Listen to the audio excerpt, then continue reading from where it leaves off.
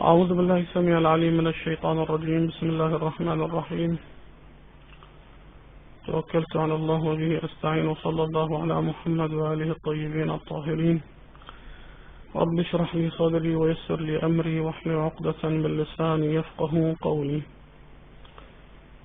طبعا كان الكلام حول الشبهات التي أثيرت حول عصمة آدم صلوات الله وسلامه عليه، وأتصور أننا انتهينا من أبرز الشبهات التي تطرح عادة لنقض هذه العصمة، وبالتالي لا بد من صرف عنان الكلام باتجاه شيخ الأنبياء نوح سلام الله عليه، بعدما انتهينا من أبرز الشبهات التي تطرح عادة للإشكال حول عصمة آدم سلام الله عليه.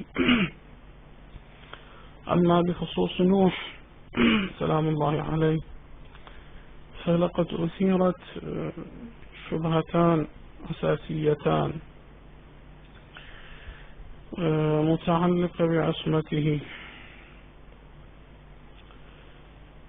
الأول أنهم تمسكوا بقوله تعالى: ونادى نوح ربه فقال رب إن ابني من أهلي وإن وعدك الحق وأنت أحكم الحاكمين.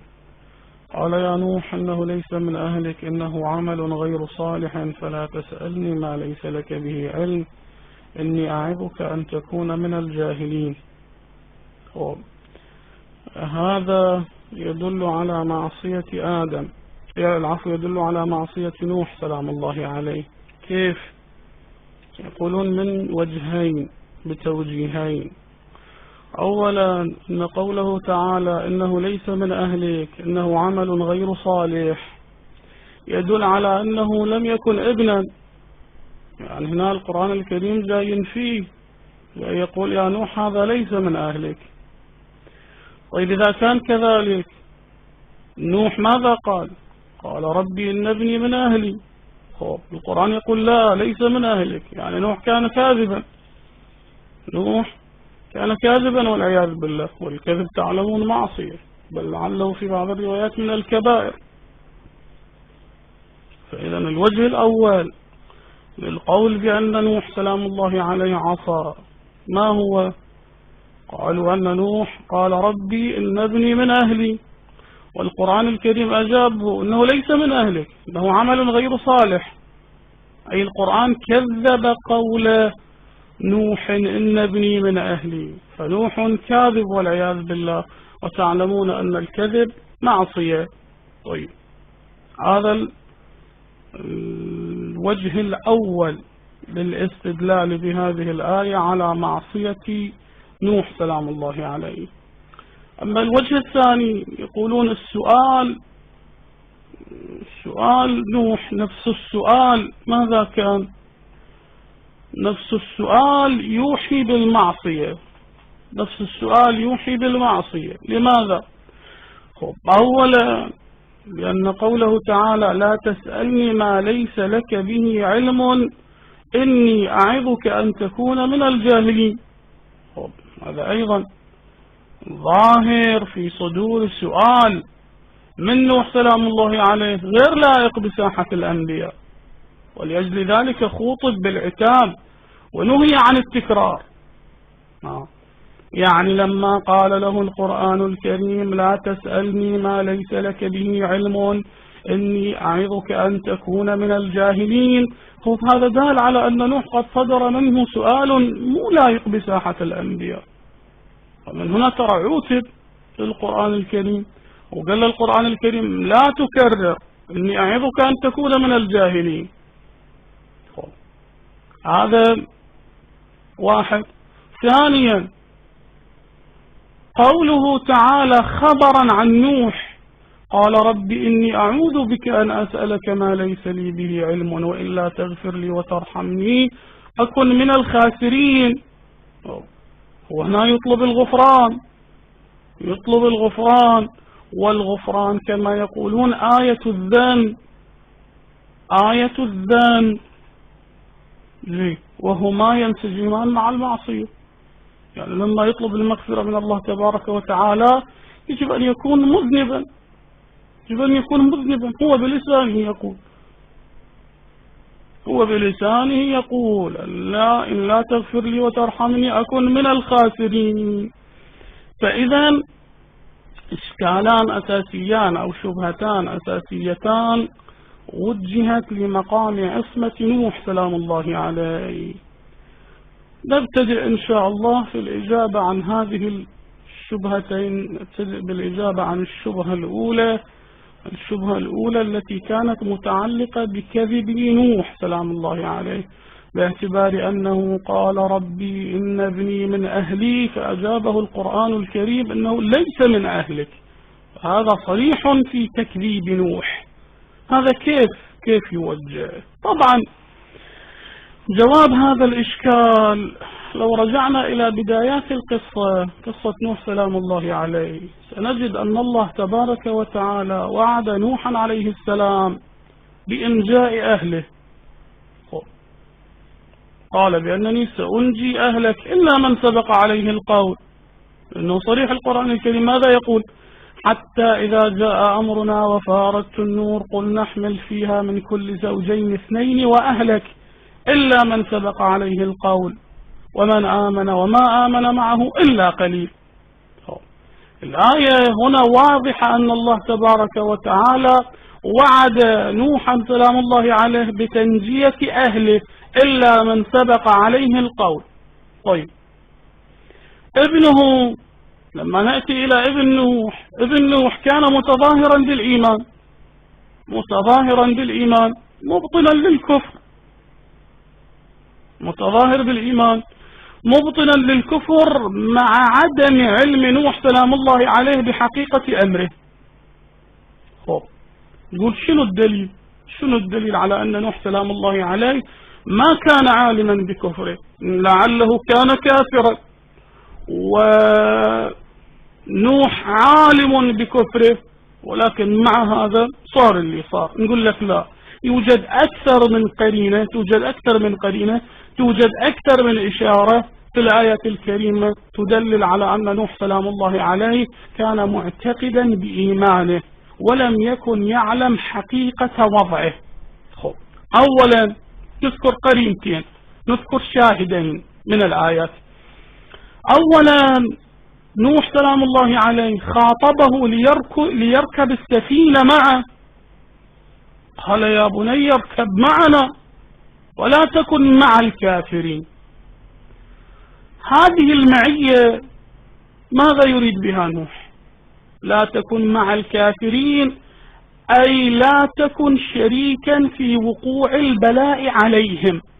طيب هو لو كان كافرا كان مقتضى التعبير شيكون؟ كان التعبير نوح ماذا يقول؟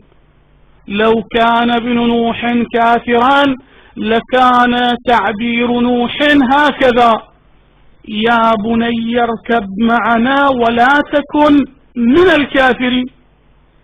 اعتبر هو كافر كما هو حسب الفرق، لكن مع هذا شفنا نوح ماذا يقول؟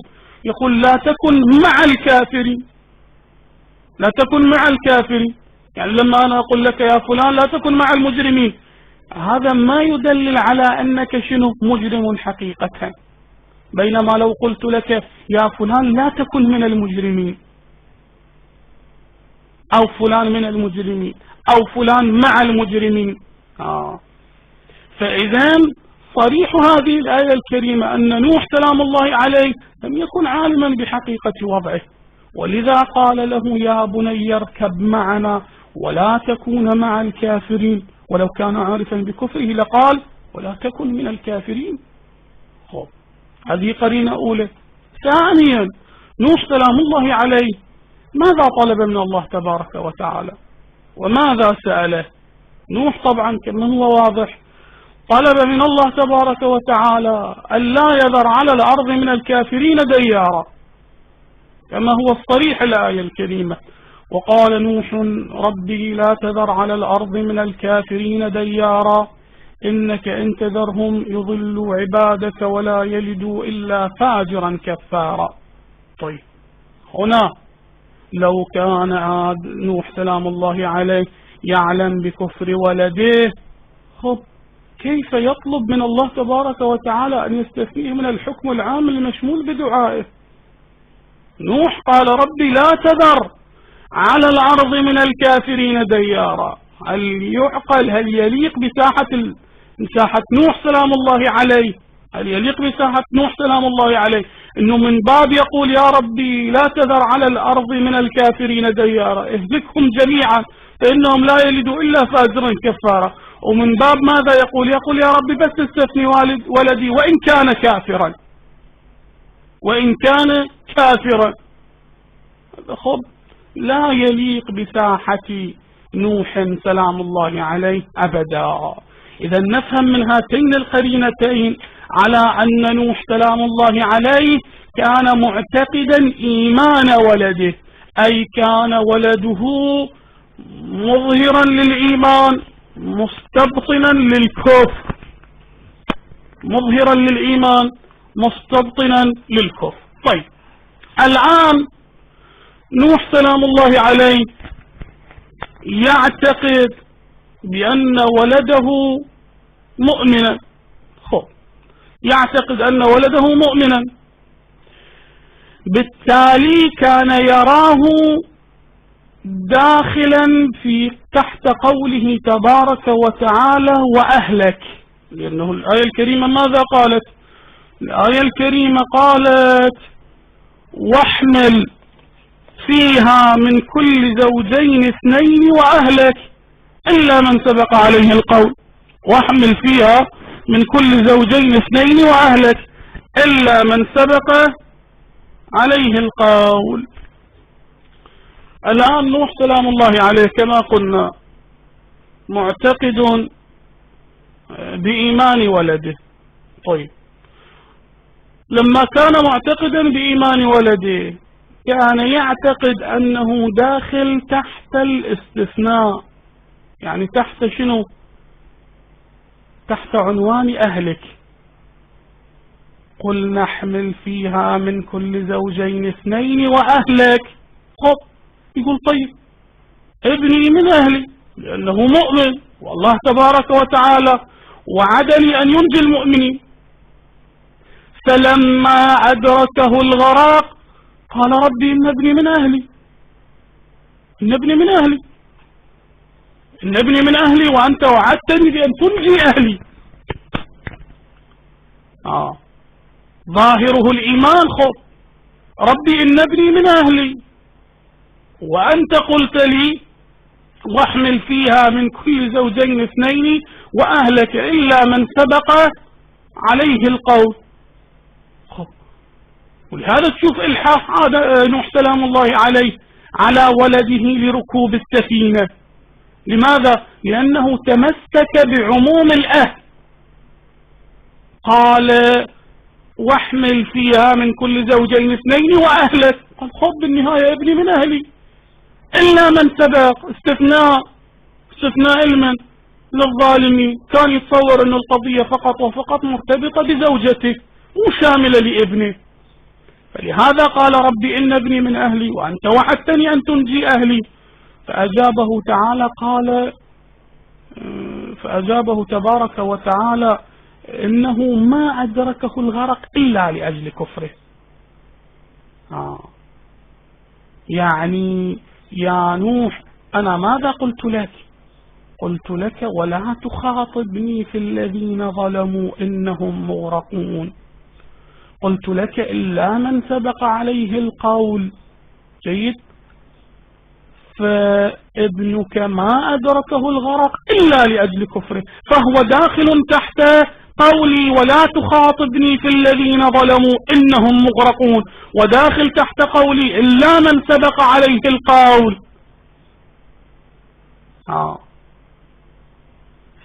فابنك ما أدركه الغرق إلا لأجل كفره. طيب الآن وين نتصور نوح سلام الله عليه كاذبا؟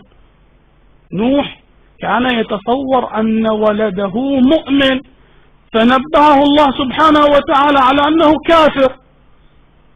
طيب أين الكذب؟ أين الكذب في ذلك؟ هو كان يتصور أن ولده مؤمنا وتمسك بعموم قوله تعالى وأهلك إلا من سبق، وقال ربي إن ابني من أهلي. ربي إن ابني من أهلي.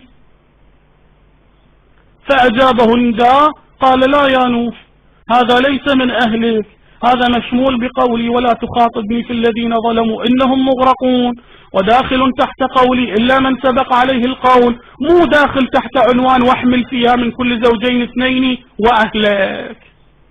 زين، إذن فلا نتصور أن نوح سلام الله عليه كان كاذبا، بل كان يتصور إيمان ولده، فنبهه الله تبارك وتعالى على أنه ليس مؤمنا. فانتهى الإشكال الأول، إشكال كذب نوح والعياذ بالله. زين، الآن جواب الشبهة الثانية أو الإشكال الثاني.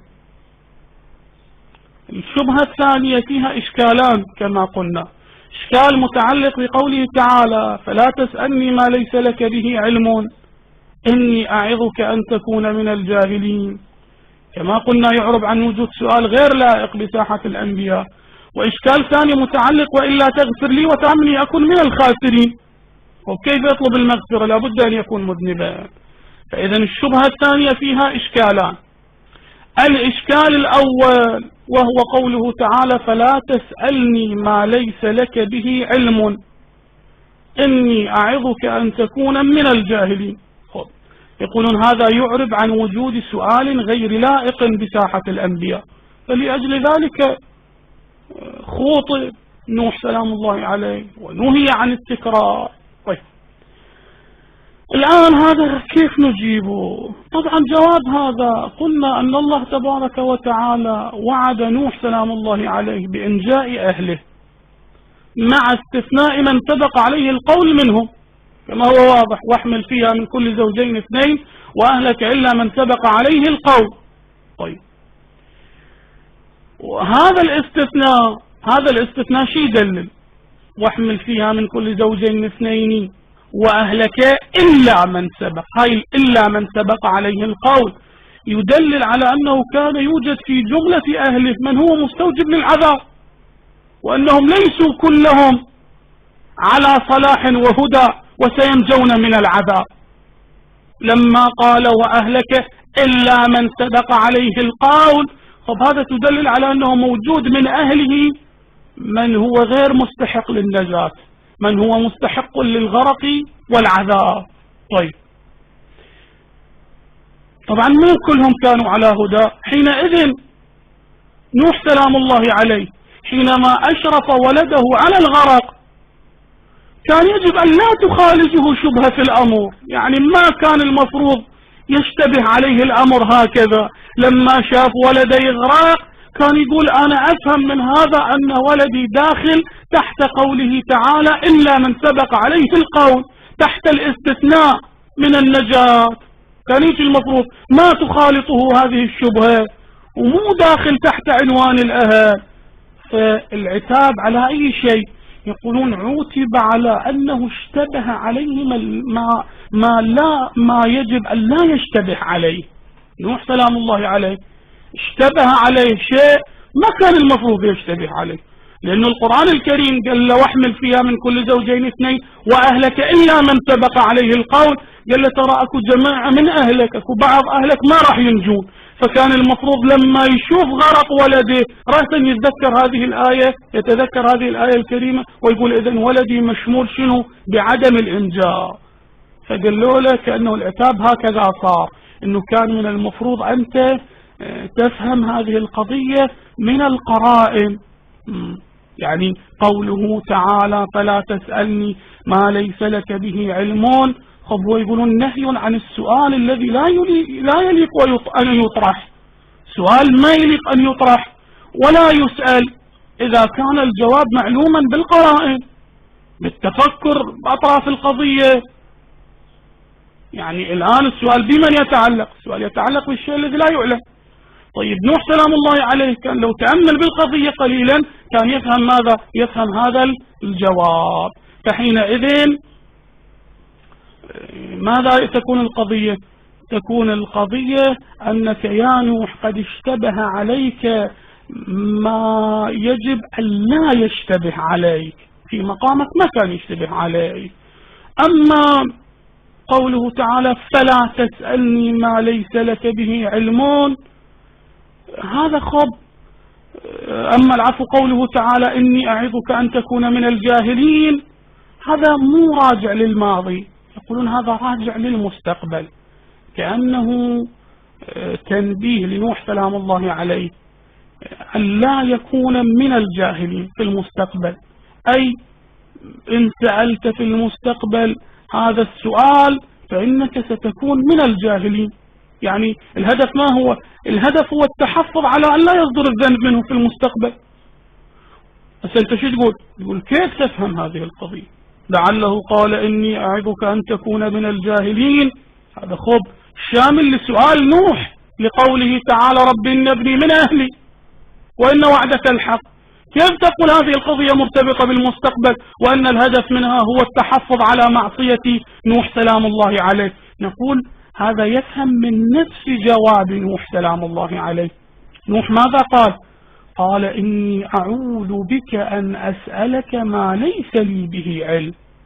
طيب أعوذ بك أن أسألك ما ليس لي به علم، لو كانت الاستعاذة من أمر قد حصل وانقضى وانتهى لكان الخطاب ينبغي أن يكون بصيغة الماضي، يعني لابد أن يقول هكذا إني أعوذ بك مما سألت، ربي إني أعوذ بك مما سألت.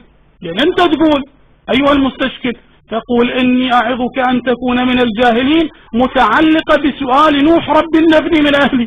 أقول لك طيب لماذا عبر بصيغة الاستقبال؟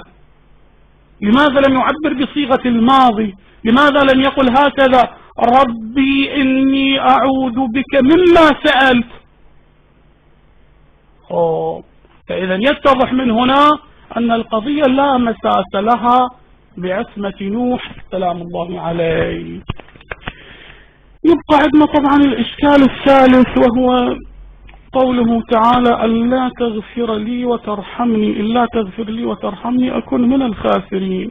هذا طبعا تقدمت إجابته في قضية آدم سلام الله عليه، وقلنا أن المغفرة هي طلب الستر، هي طلب الستر من الله تبارك وتعالى. وطلب الستر لا يعني بالضرورة أن الإنسان عاصيا مذنبا بالمعصية المعروفة عندنا الآن عند المتشرعة. يعني شنو القضية؟ يعني ستر على أي شيء. يعني يريد أن يقول هكذا يا ربي أنت بعنايتك قد حلت بيني وبين السؤال الذي كان يوجب دخولي في زمرة الجاهلين، وأنت منعتني من هذا السؤال الذي لو سألته ولو كررته في المستقبل لدخلت في زمرة الجاهلين. أنا أرجو منك يا ربي أن تستر علي ولا تجعلني أسأل هكذا أسئلة حتى لا أكون في زمرة الجاهلين. هذا لا يتنافى مع العصمة ولا ينسجم فقط وفقط مع الذنب، لأننا كما قلنا أن المغفرة هي الستر، والستر أهم من كون الإنسان عاصيا. وبذا العفو تتضح أبرز الإشكالات التي طرحت والأجوبة في قضية نوح سلام الله عليه.